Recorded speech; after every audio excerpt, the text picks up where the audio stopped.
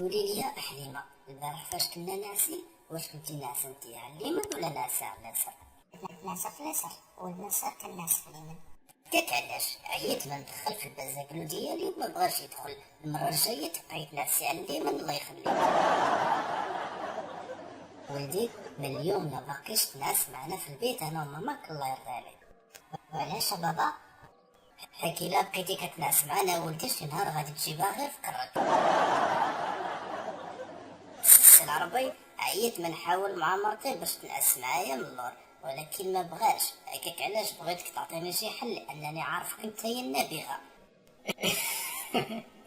دير ما كندير انا غادي نعطيك الحل وتفكرني. شفتك منين جيتي من الجامعة ما خرجتيش من بيتك، اشنو كاين؟ اليوم الفقيه ديال الجامعه قال لينا اللي نعس مع مرته من اللور بحال الا قتل شي يهودي بيديه. ايوا راجلي العزيز، اللي كاين الفقه هي اللي كاينه، ولكن ما فوق كلمتو.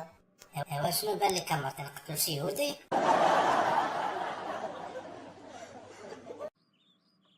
مرتي اش بان لك نقتلو شي يهودي في هاد الليل؟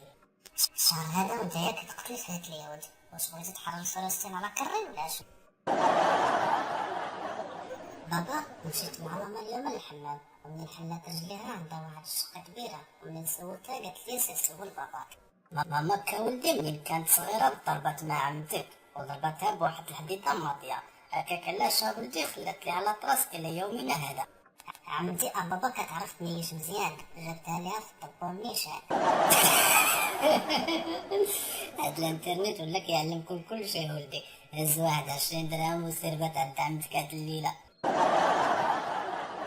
شنو اللي جابك عندنا عاوتاني؟ عمتك راه ما كايناش. بابا عطاني 20 درهم وقال لي سير باش تبات عند عمتك هاد الليلة.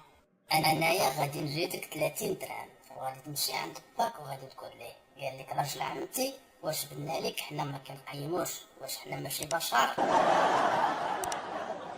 مرحبا بك السي الفقيه عندنا في القهوه، بغيت نسولك بعض الاسئله الله يخليك السي الفقيه. سول كيف ما بغيتي وانا غادي نجاوبك الا كانت تعطي. كيف ما كتعرف السي الفقيه انا خدام في القهوه، ومنين كتحبسنا شي حزقه كنبقى حابسها حتى كنصلي بها الظهر والعصر، وبعض المرات كنبقى حابسه حتى المغرب.